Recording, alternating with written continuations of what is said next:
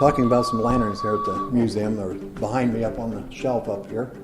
There are different types of lanterns. One on the left is a battery-powered, what they call inspector's lantern, that could be carried along at night to inspect wheels and so forth on cars, make sure that they're okay and safe to use.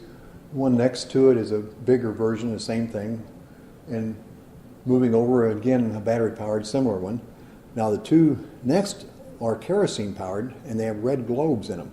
Red to railroads means the same thing as it does to cars. It means stop. So if there's any reason to have to tell another train to stop or anything at night, where they'd light those and go out on the track and let the approaching train know that they're supposed to stop. The next one over, the black one, is another battery-powered inspector's lantern, but next to it is a clear globe kerosene lantern.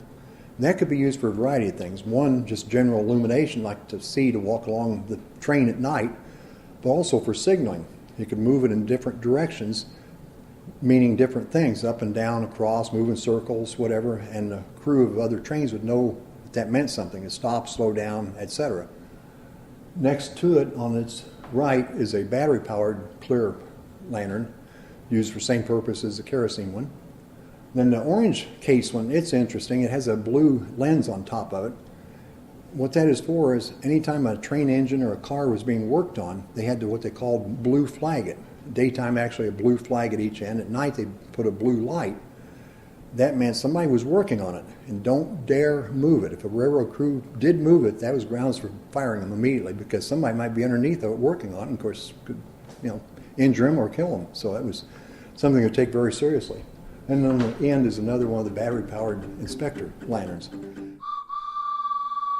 Right now, I'm holding what's another type of inspector's lantern, except this one, instead of battery-powered, is kerosene. You fill it with kerosene, light the wick, and then have a mirrored reflector in the back here, project the light forward so you could see, and you'd walk along at night, shining it on the car, checking, make sure everything was safe, or could aim it down and see where you're walking.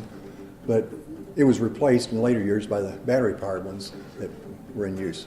Right now we're looking at another inspector's lamp used on the railroads for the same purpose as the others, except this one is a carbide one. You put granule carbide in the bottom, and it's got a tank on top. You put water, and the water dripping on the carbide produces a settling gas, and you light the front of it just like you would a kerosene light or something like that, except it produces a very, very brilliant white flame. It actually works just the same as the carbide lights miners used to use on their caps, except that's probably even brighter because it's got a bigger reflector and stuff. But anyway, you walk along and inspect the rail cars at night with it. Anyway, that's kind of a brief rundown of the types of lanterns here in the museum.